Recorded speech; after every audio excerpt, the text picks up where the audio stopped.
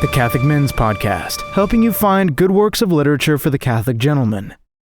So I tried to narrate this some time ago, but it was just so long I couldn't get through it, but I'm going to try and shorten it for you all today. Missing, page 13, by Anna Katherine Green. Just a warning, the very end may not be appropriate for children because it's a bit dark.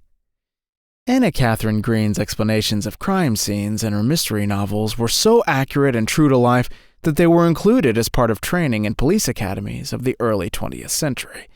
This story was part of the first audiobook my sister ever purchased on Audible, and was the first time I ever was truly interested in listening to a mystery story. This one is mostly narrated by men, which is why I feel that I can narrate it on the Catholic Men's Podcast, and is a tale that ends darkly, but in a way I would never expect in a million years. The mystery starts one way and then completely changes into a different mystery altogether. I just happened to be in the room when others were listening to it, and I remember that I was just spellbound for a 10-year-old boy. The fact about the police academy using Anna Katherine Green's work makes her one of the all-time greats. Her stories are dark, moody, and strange, so it was fitting that she named the protagonist of her book Violet Strange. She's quirky and unpredictable, but she's barely involved in this one. A young lady of high society in Boston, it's uncanny that she would be involved in such violent private investigations at all. Is she in it for the money? Her family is extraordinarily wealthy, though. But that's a mystery to be solved another time. Today, I would like to show you the writing style that enthralled me as a young listener. So here is Missing, page 13, from Mystery Stories of Violet Strange. The scene invited alarm, that is, for one so young as Violet, surveying it from an automobile sometime after the stroke of midnight. An unknown house at the end of a heavily shaded walk, in the open doorway of which could be seen the silhouette of a woman's form, leaning eagerly forward with arms outstretched in an appeal for help. It vanished while she looked, but the effect remained, holding her to her seat for one startled moment. This seemed strange, for she had anticipated adventure.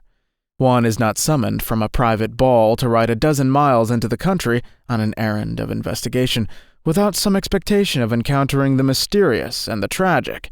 But Violet Strange, for all her many experiences, was of a most susceptible nature, and for an instant, in which the door stood open, with only the memory of that expectant figure to disturb the faintly lit vista of the hall beyond, she felt that grip upon the throat, which comes from an indefinable fear, which no words can explain, and no plummet sound. But this soon passed. With the setting of her foot to ground, conditions changed, and her emotions took on a more normal character. The figure of a man now stood in the place held by the vanished woman, and it was not only that of one she knew, but that of one whom she trusted, a friend whose very presence gave her courage.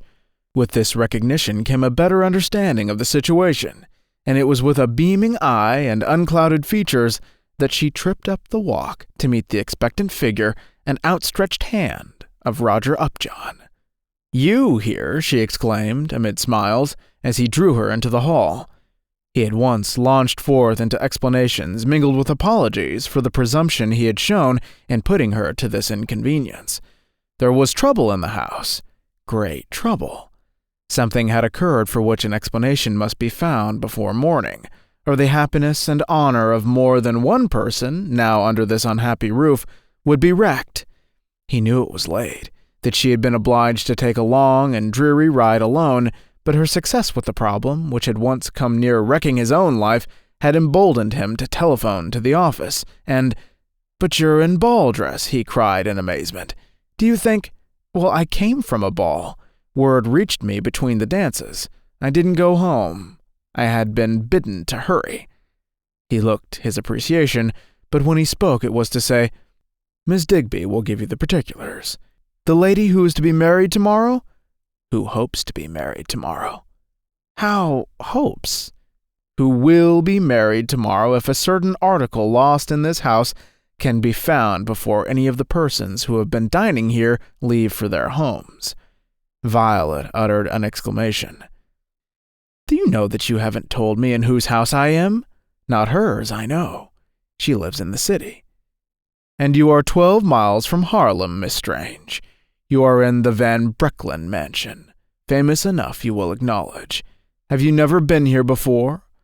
I have been by here, but I recognized nothing in the dark. What an exciting place for an investigation. And Mr. Van Brecklen, have you ever met him? Once, when a child. He frightened me then, and may frighten you now, though I doubt it. Time has mellowed him. Besides, I have prepared him for what might otherwise occasion him some astonishment.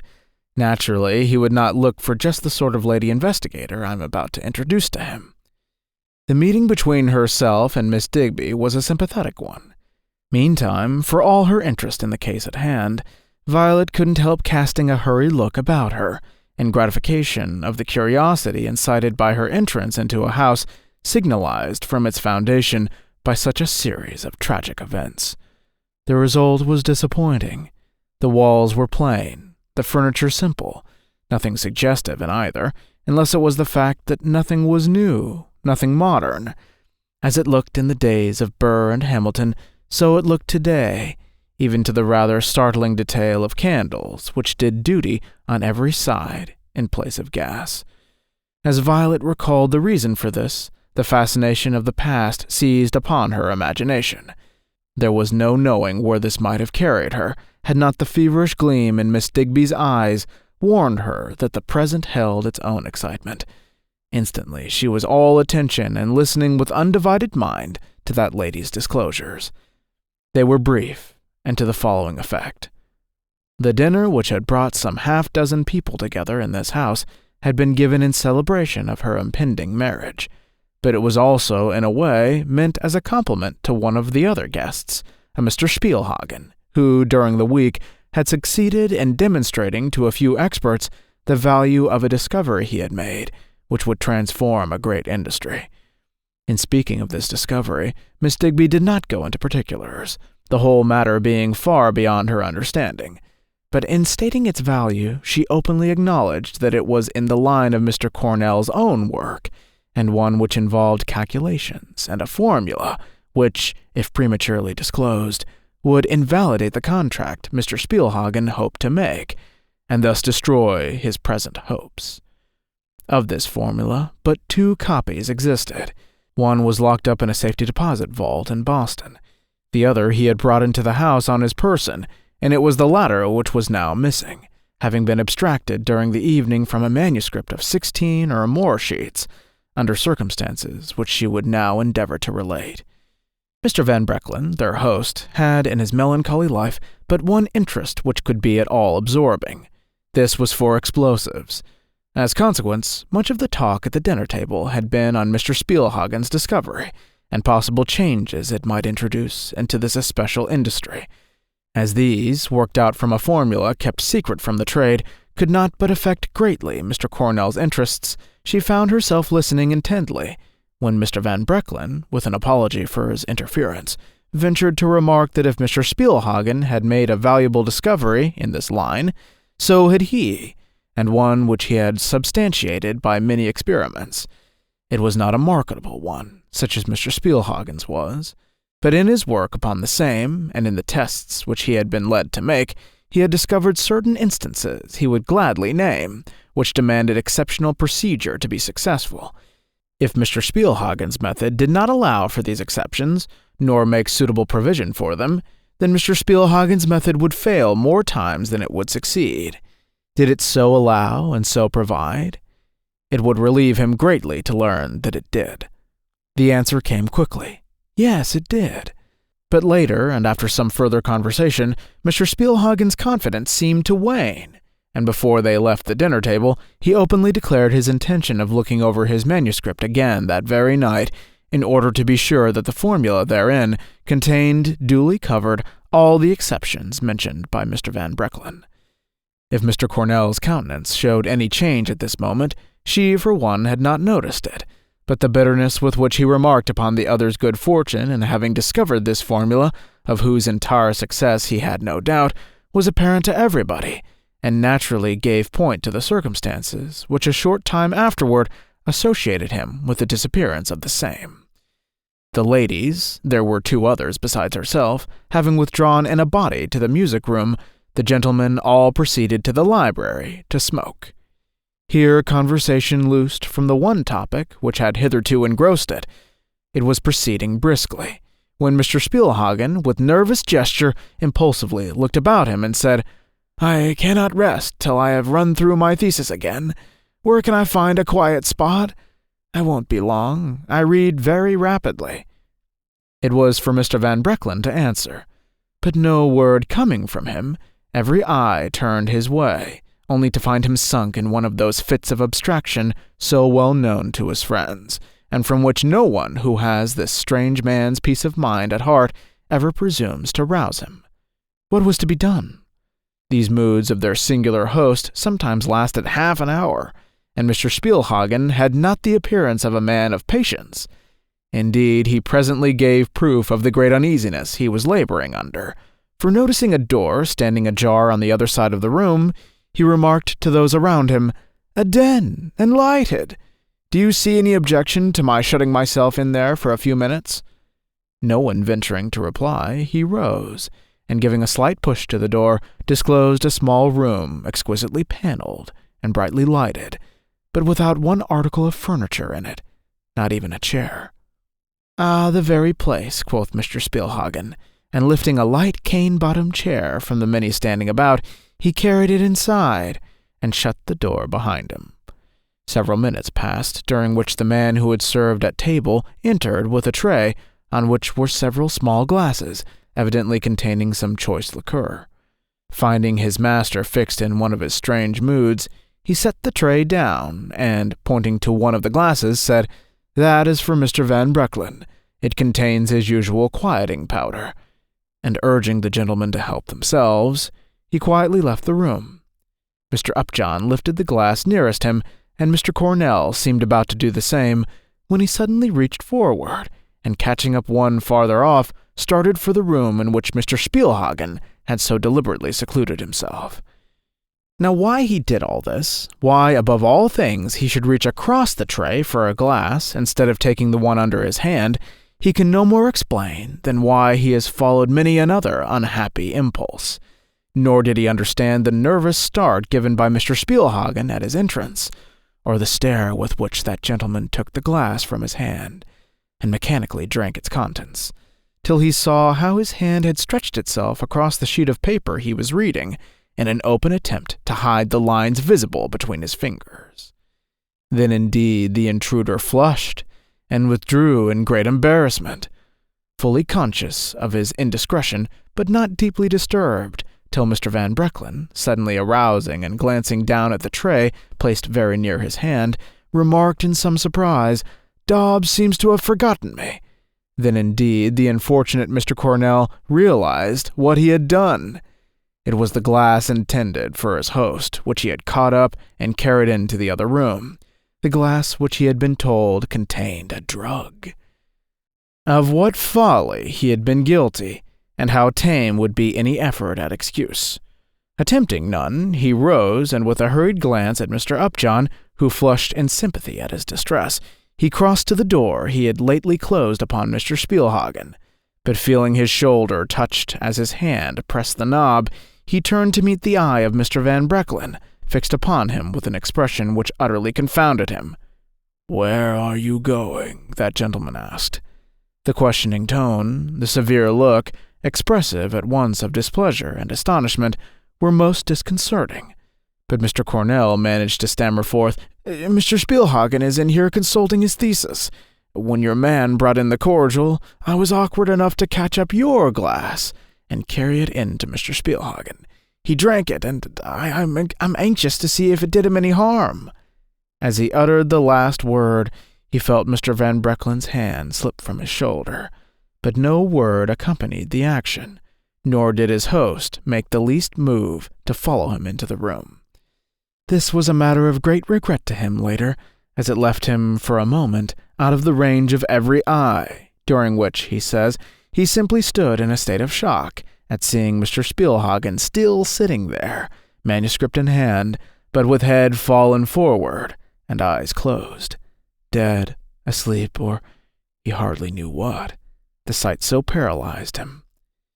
Whether or not this was the exact truth and the whole truth, Mr. Cornell certainly looked very unlike himself as he stepped back into Mr. Van Brecklin's presence, and he was only partially reassured when that gentleman protested that there was no real harm in the drug, and that Mr. Spielhagen would be all right if left to wake naturally and without shock. However, as his present attitude was one of great discomfort, they decided to carry him back and lay him on the library lounge. But before doing this, Mr. Upjohn drew from his flaccid grasp the precious manuscript, and carrying it into the larger room, placed it on a remote table, where it remained undisturbed until Mr. Spielhagen, suddenly coming to himself at the end of some 15 minutes, missed the sheets from his hand and, bounding up, crossed the room to repossess himself of them. His face, as he lifted them up and rapidly ran through them with ever-accumulating anxiety, told them what they had to expect. The page containing the formula was gone. Page 13. Violet now saw her problem. Where it had vanished, and through whose agency had this misadventure occurred, no one could say, or at least no one there made any attempt to do so, though everybody started to look for it. But where to look? The adjoining small room offered no facilities for hiding a cigar end, much less a square of shining white paper. Bare walls, a bare floor, and a single chair for furniture comprised all that was to be seen in this direction. Violet, summoning up her courage and meeting each inquiring eye with a look which seemed to carry a different message to each, she remarked very quietly, "This is not a matter to guess at. I must have time, and I must look a little deeper into the facts just given me. I presume that the table I see over there is the one upon which Mr. Upjohn laid the manuscript during Mr. Spielhagen's unconsciousness." All nodded. "Is it, the table, in the same condition it was then? Has nothing been taken from it, except the manuscript?" "Nothing." "Then the missing page is not there," she smiled, pointing to its bare top. A pause, during which she stood with her gaze fixed on the floor before her. She was thinking, and thinking hard. Suddenly she came to a decision. Addressing Mr. Upjohn, she asked if he were quite sure that in taking the manuscript from Mr. Spielhagen's hand, he had neither disarranged nor dropped one of its pages. The answer was unequivocal.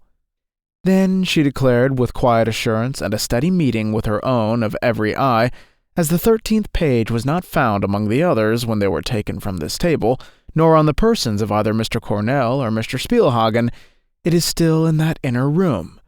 "Impossible," came from every lip, each in a different tone.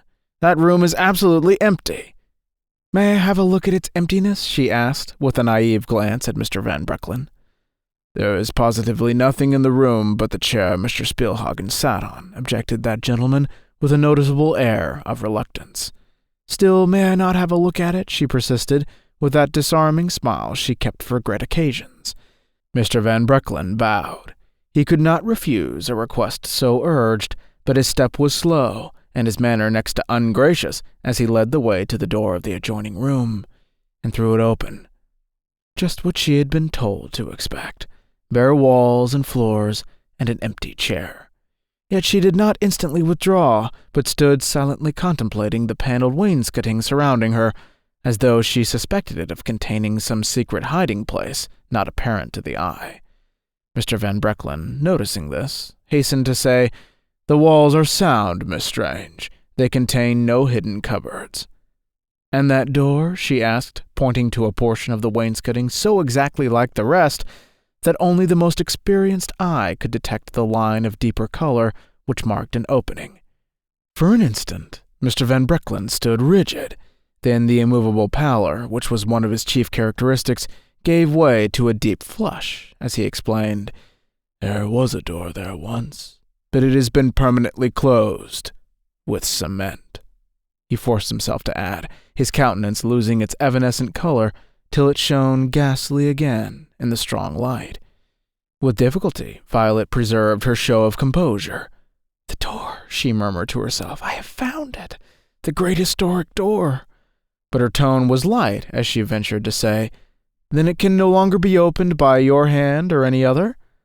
It could not be opened with an axe. Violet sighed in the midst of her triumph. This was the legendary door that must never be opened. Her curiosity had been satisfied, but the problem she had been set to solve looked inexplicable. But she was not one to yield easily to discouragement. Marking the disappointment approaching to disdain in every eye but Mr. Upjohn's, she drew herself up. She had not far to draw, and made this final proposal. A sheet of paper, she remarked, of the size of this one cannot be spirited away or dissolved into thin air. It exists. It's here. And all we want is some happy thought in order to find it. I acknowledge that happy thought has not come to me yet, but sometimes I get in what may seem to you a very odd way. Forgetting myself, I try to assume the individuality of the person who has worked the mystery. If I can think with his thoughts, I possibly may follow him in his actions. In this case, I should like to make believe for a few moments that I am Mr. Spielhagen. I should like to hold his thesis in my hand and be interrupted in my reading by Mr. Cornell offering his glass of cordial. Then I should like to nod and slip off mentally into a deep sleep. Possibly in that sleep the dream may come which will clarify the whole situation. Will you humor me so far? A ridiculous concession, but finally she had her way. The farce was enacted, and they left her as she had requested them to do, alone with her dreams in the small room. Suddenly they heard her cry out, and in another moment she appeared before them, the picture of excitement. "Is this chair standing exactly as it did when Mr. Spielhagen occupied it?" she asked. "No," said Mr. Upjohn. "It faced the other way." She stepped back and twirled the chair about with her disengaged hand. "Like so?" Mr. Upjohn and Mr. Spielhagen both nodded. So did the others when she glanced at them. With a sign of ill-concealed satisfaction, she drew their attention to herself, then eagerly cried, "Gentlemen, look here." Seating herself, she allowed her whole body to relax till she presented the picture of one calmly asleep. Then, as they continued to gaze at with fascinated eyes, not knowing what to expect, they saw something white escape from her lap and slide across the floor, till it touched and was stayed by the wainscot. It was the top page of the manuscript she held, and as some inkling of the truth reached their astonished minds, she sprang impetuously to her feet and, pointing to the fallen sheet, cried, "Do you understand now? Look where it lies, and then look here." She had bounded towards the wall, and was now on her knees, pointing to the bottom of the wainscot, just a few inches to the left of the fallen page. "A crack," she cried, "under what was once the door. It's a very thin one, hardly perceptible to the eye, but see." Here she laid her finger on the fallen paper, and drawing it towards her, pushed it carefully against the lower edge of the wainscot. Half of it at once disappeared. "I could easily slip it all through," she assured them, withdrawing the sheet and leaping to her feet in triumph. "You know where the missing page lies, Mr. Spielhagen. All that remains is for Mr. Van Breckland to get it for you." The cries of mingled astonishment and relief which greeted this simple elucidation of the mystery were broken by a curiously choked, almost unintelligible cry. It came from the man thus appealed to, who, unnoticed by them all, had started at her first word and gradually, as action followed action, withdrawn himself, till he now stood alone, and in an attitude almost of defiance, behind the large table in the center of the library.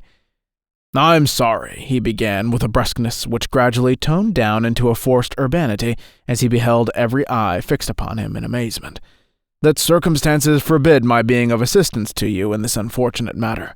If the paper lies where you say, and I see no other explanation of its loss, I am afraid it will have to remain there, for this night at least. The cement in which that door is embedded is thick as any wall. It would take men with pickaxes, possibly with dynamite, to make a breach there wide enough for anyone to reach in, and we're far from any such help." In the midst of the consternation caused by these words, the clock on the mantel behind his back rang out the hour. It was but a double stroke, but that meant 2 hours after midnight, and had the effect of a knell in the hearts of those most interested. "But I am expected to give that formula into the hands of our manager before 6 o'clock in the morning. The steamer sails at 1:15. Mr. Cornell's state of mind can be imagined. He cast a glance at Violet, who, with a nod of understanding, left the little room in which they still stood, and approached Mr. Van Brecklen. Lifting up her head, for he was very tall, and instinctively rising on her toes, the nearer to reach his ear, she asked in a cautious whisper, "Is there no other way of reaching that place?" She acknowledged afterwards that for one moment her heart stood still from fear. Such a change took place in his face, though she says he didn't move a muscle. Then, just when she was expecting from him some harsh or forbidding word, he wheeled abruptly away from her, and crossing to a window at his side, lifted the shade and looked out. When he returned, he was his usual self, so far as she could see. "There is a way," he now confided to her in a tone as low as her own, "but it can only be taken by a child." "Not by me?" she asked, smiling down at her own childish proportions. For an instant, he seemed taken aback. Then she saw his hand begin to tremble, and his lips to twitch. Somehow, she knew not why, she began to pity him, and asked herself, as she felt, rather than saw, the struggle in his mind, that here was a trouble which, if once understood, would greatly dwarf that of the two men in the room behind them. "I am discreet," she whisperingly declared. "I have heard the story of that door, how it was against the tradition of the family to have it opened. There must have been some very dreadful reason. But old superstitions do not affect me, Mr. Van Brecklen, and if you will allow me to take the way you mention, I will follow your bidding exactly, and will not trouble myself about anything but the recovery of this paper, which must lie only a little way inside that blocked-up door." Was his look one of rebuke at her presumption, or just the constrained expression of a perturbed mind? Probably the latter, for while she watched him for some understanding of his mood, he reached out his hand and touched one of the satin folds crossing her shoulder. "You would soil this irretrievably," said he. "There's stuff in the stores for another," she smiled. Slowly his touch deepened into pressure. Watching him, she saw the crust of some old fear or dominant superstition melt under her eyes, and was quite prepared when he remarked, with what for him was a lightsome air, "I'll buy the stuff if you will dare the darkness and intricacies of our old cellar. I can give you no light. You will have to feel your way according to my direction." "I'm ready to dare anything." He left her abruptly. "I will warn Miss Digby," he called back. "She shall go with you as far as the cellar." Violet, in her short career as an investigator of mysteries, had been in many a situation that required more than womanly nerve and courage, but never, or so it seemed to her at the time, had she experienced a greater depression of spirit than when she stood with Miss Digby before a small door at the extreme end of the cellar, and understood that here was her road, a road which, once entered, she must take alone. First, it was such a small door. No child older than 11 could possibly squeeze through it, but she was of the size of a child of 11, and might possibly manage that difficulty.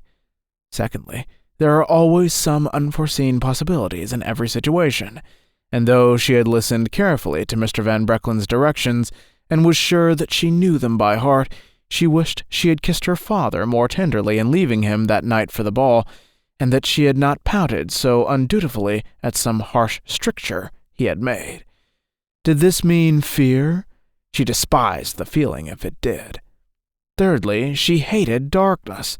She knew this when she offered herself for this undertaking. But she was in a bright room at that moment, and only imagined what she must now face as a reality. But one jet had been lit in the cellar, and that near the entrance.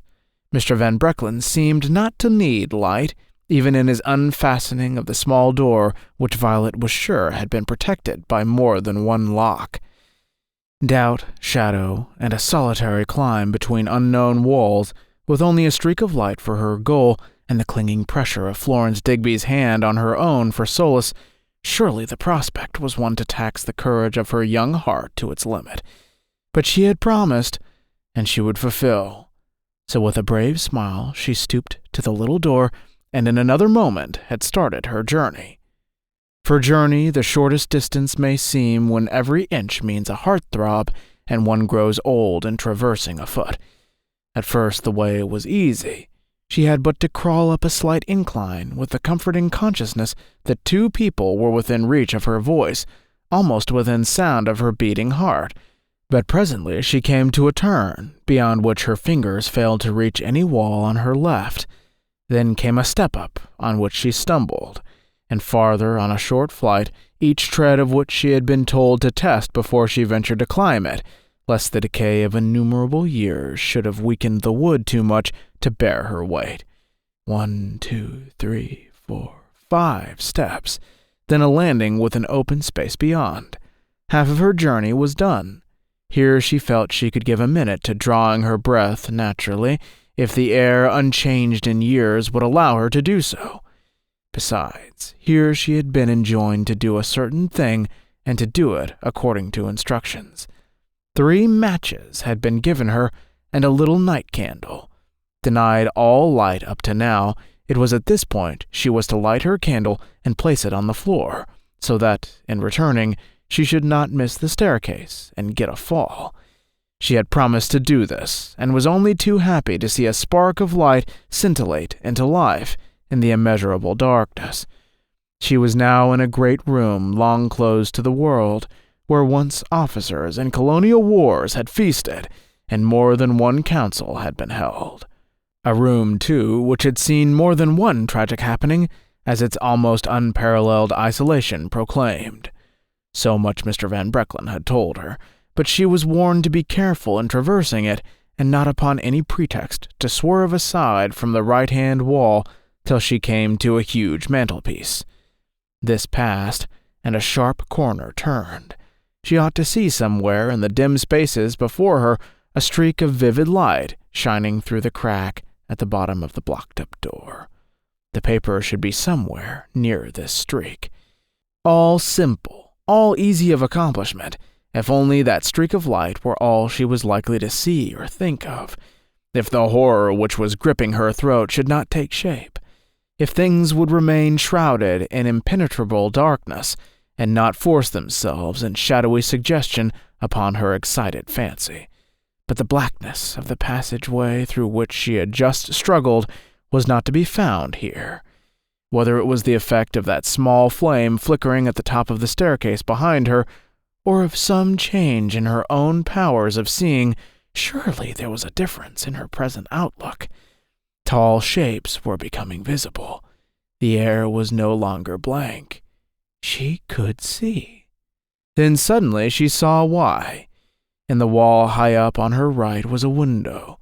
It was small and all but invisible, being covered on the outside with vines and on the inside with the cobwebs of a century.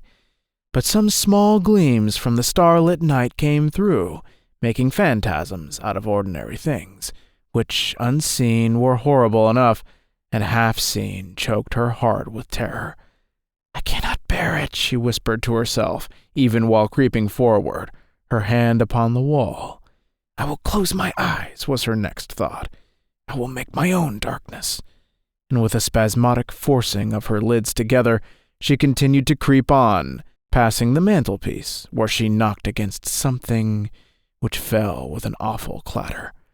This sound, followed as it was by that of smothered voices from the excited group, awaiting the result of her experiment from behind the impenetrable wall she should be nearing now, if she had followed her instructions right, freed her instantly from her fancies, and opening her eyes once more, she cast a look ahead, and to her delight, saw but a few steps away the thin streak of bright light which marked the end of her journey. It took her but a moment after that to find the missing page, and picking it up in haste from the dusty floor, she turned herself quickly about and joyfully began to retrace her steps. Why then was it that in the course of a few minutes more her voice suddenly broke into a wild, unearthly shriek, which, ringing with terror, burst the bounds of that dungeon-like room and sank a barbed shaft into the breasts of those awaiting the result of her doubtful adventure at either end of this dread no-thoroughfare? What had happened? If they had thought to look out, they would have seen that the moon, held in check by a bank of cloud occupying half the heavens, had suddenly burst its bounds, and was sending long bars of revealing light into every uncurtained window. Florence Digby, in her short and sheltered life, had possibly never known any very great or deep emotion, but she touched the bottom of extreme terror at that moment, as with her ears still thrilling with Violet's piercing cry, she turned to look at Mr. Van Brecklen, and beheld the instantaneous wreck it had made of this seemingly strong man. Not till he came to lie in his coffin would he show a more ghastly countenance. Was it a pitfall into which the poor little lady had fallen?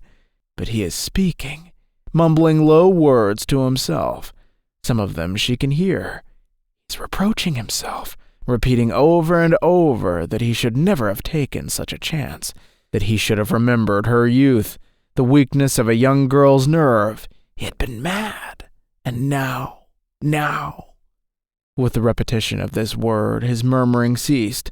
All his energies were now absorbed in listening at the low door separating him from what he was agonizing to know, a door impossible to enter, impossible to enlarge, a barrier to all help, an opening whereby sound might pass, but nothing else, save her own small body, now lying who knows where.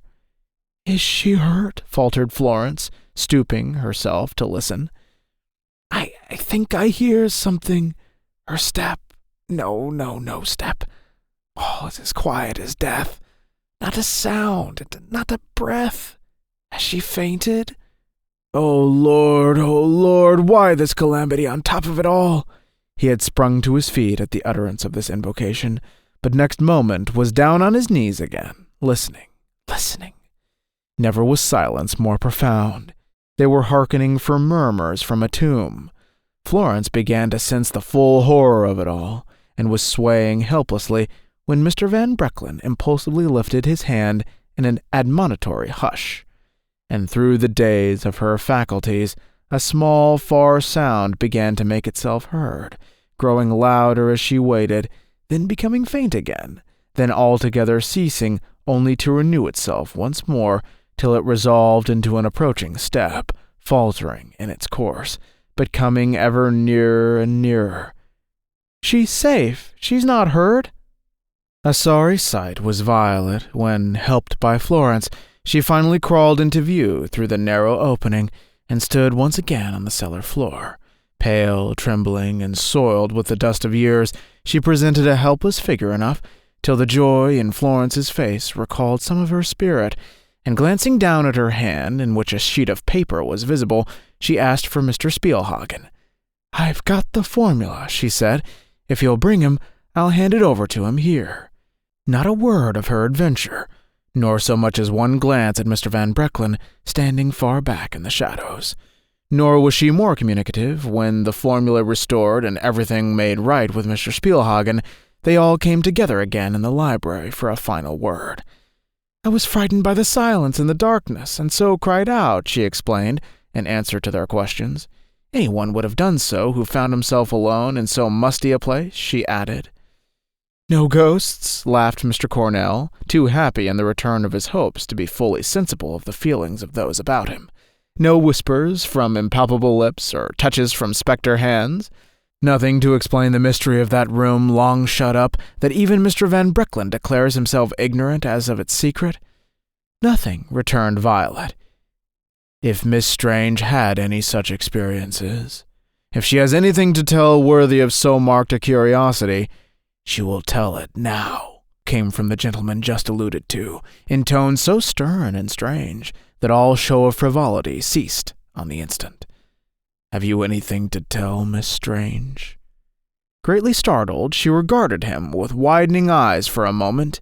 Then, with a move toward the door, she remarked, with a general look about her, "Mr. Van Brecklen knows his own house, and doubtless can relate its histories if he will. I'm a busy little body, who, having finished my work, am now ready to return home." She was near the threshold. She was about to take her leave, when suddenly she felt two hands fall on her shoulder, and turning, met the eyes of Mr. Van Brecklen burning into her own.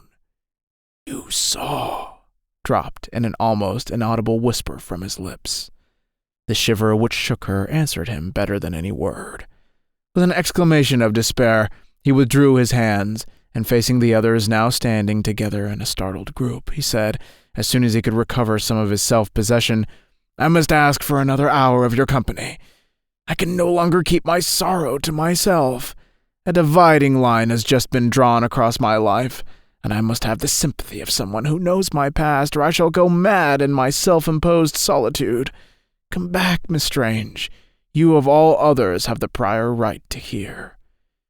"I shall have to begin," said he, when they were all seated and ready to listen, "by giving you some idea, not so much of the family tradition, as of the effect of this tradition upon all who bore the name of Van Brecklen.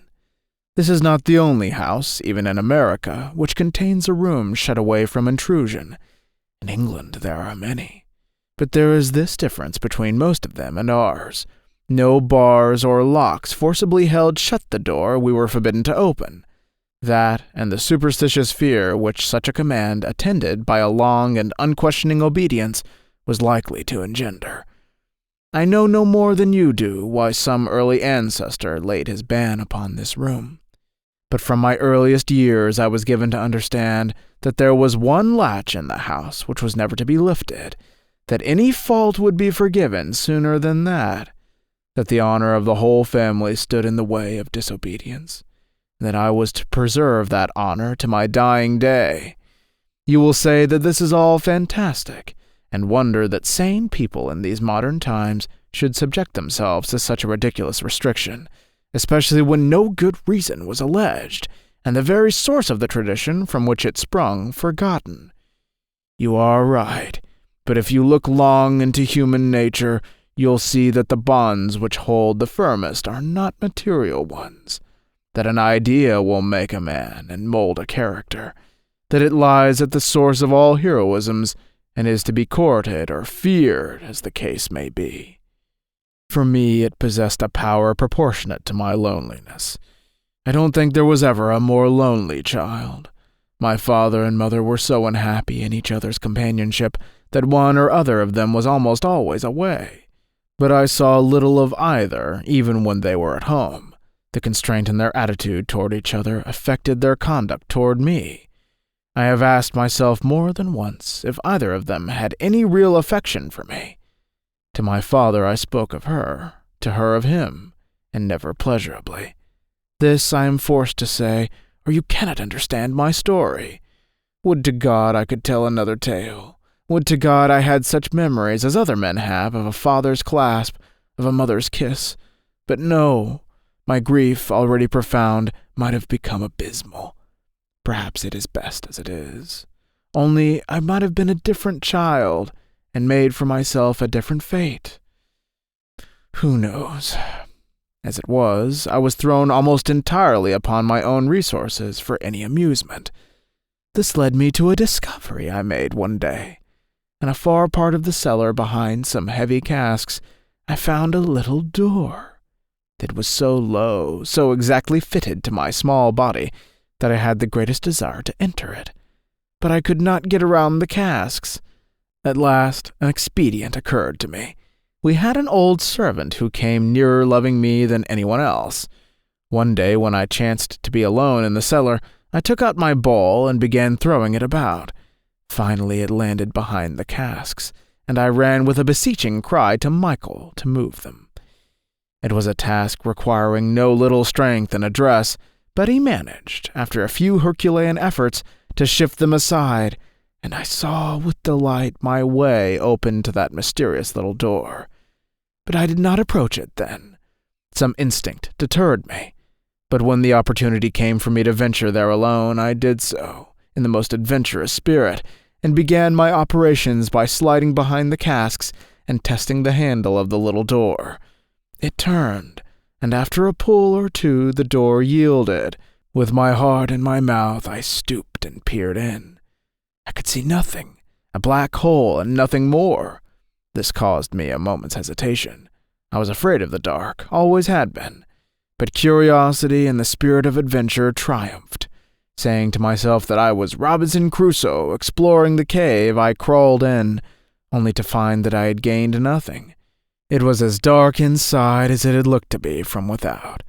There was no fun in this, so I crawled back, and when I tried the experiment again, it was with a bit of candle in my hand, and a surreptitious match or two. What I saw, when with a very trembling little hand I had lighted one of the matches, would have been disappointing to most boys, but not to me. The litter and old boards I saw in odd corners about me were full of possibilities, while in the dimness beyond I seemed to perceive a sort of staircase, which might lead— I don't think I made any attempts to answer that question, even in my own mind, but when, after some hesitation and a sense of great daring, I finally crept up those steps, I remember very well my sensation at finding myself in front of a narrow closed door. It suggested too vividly the one in grandfather's little room, the door in the wainscot which we were never to open. I had my first real trembling fit here, and at once fascinated and repelled by this obstruction, I stumbled and lost my candle, which going out in the fall left me in complete blackness, and a very frightened state of mind.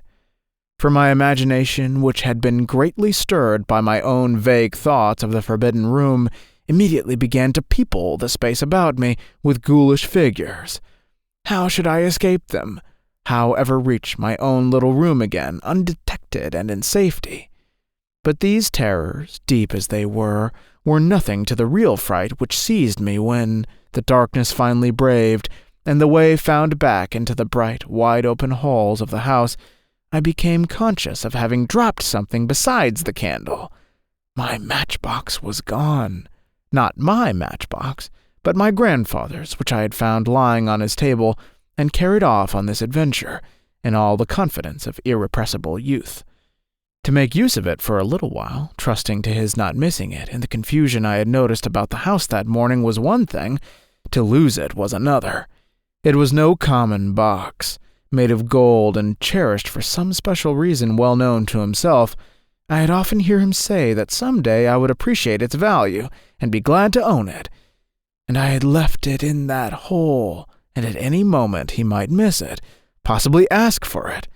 The day was one of complete torment. My mother was away, or shut up in her room. My father— I don't know just what thoughts I had about him at the time. I was not to be seen either, and the servants cast strange look at me when I spoke his name. But I little realized the blow which had just fallen upon the house in his definite departure, and only thought of my own trouble, and of how I should meet my grandfather's eye when the hour came for him to draw me to his knee for his usual good night. That I was spared this ordeal for the first time this very night comforted me, then added to my distress. He had discovered his loss and was angry.